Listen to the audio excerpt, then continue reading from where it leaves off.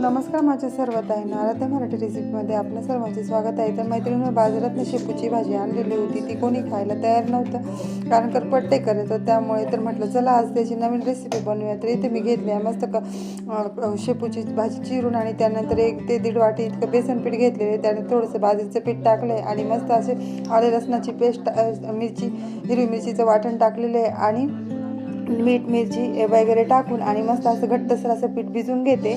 आणि हे पीठ मस्त असं भिजवल्यानंतर थोडंसं तेलाचा हात लावून ते मळून घेतलं आहे। निब्बर असंच पीठ मळायचे। त्यानंतर इथे मस्त कढई ठेवून त्यावरती चाळणी ठेवून ते चाळणीला तेल लावत असे मस्त 2 असे रोल बनवून घेतले आणि ते आपल्याला वाफवून घ्यायचे। वाफवून घेतल्यानंतर सुरीने ते टोचून बघायचे म्हणजे ते व्यवस्थित शिजले का नाही ते।